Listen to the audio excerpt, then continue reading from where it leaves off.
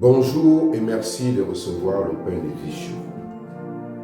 La rencontre avec le ressuscité nous change.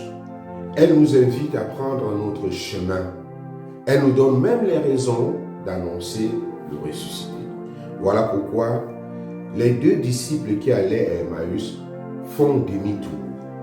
Ils reviennent sur leurs pas pour dire aux 11 et à leurs compagnons ce qui s'était passé pour eux sur la route et comment le Seigneur s'était fait reconnaître par eux à la fraction. Alors qu'il leur racontait encore cet événement, Jésus lui-même était là au milieu d'eux et leur dit « La paix soit avec vous ». Ce souhait de paix n'est pas un simple salut, le simple shalom des Juifs, mais ce souhait de paix est une parole qui dissipe la peur et les ténèbres du doute. Cette paix apaise le cœur des disciples. Elle est une énergie qui procure la sérénité et la joie de vivre comme les premiers disciples, pour devenir les messagers de la joie pascale. Cette joie pascale ne nie pas les difficultés, mais les transfigure en espérance. Une espérance ancrée dans la certitude que la mort n'a pas le dernier mot, que l'amour est plus fort que la haine, que la vie triomphe toujours. Une espérance qui assure la paix intérieure et qui envoie au témoignage. Toute rencontre avec le ressuscité nous fait prendre conscience de notre vocation de disciples missionnaires pour témoigner du Christ. Le Christ ressuscité ne s'impose jamais à nous.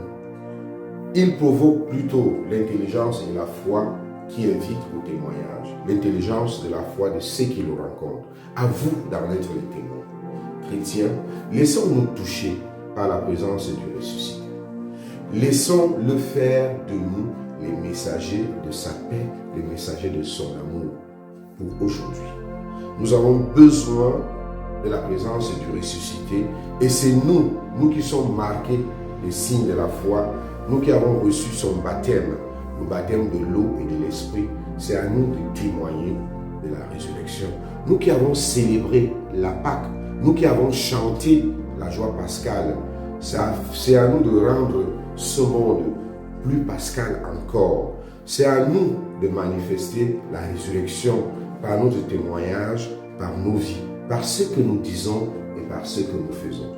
Le ressuscité, la résurrection sera effective si et seulement si nous vivons en enfants de lumière, en fils et filles de Dieu, en des personnes ayant célébré la résurrection, en des personnes qui laissent le ressuscité imprégner leur vie, transformer leur vie, qui permettent au ressuscité de vivre à travers leur vie. Demandons cette grâce-là aujourd'hui, d'être ces lumières de la résurrection pour nos familles, pour nos milieux de vie, pour notre monde aujourd'hui.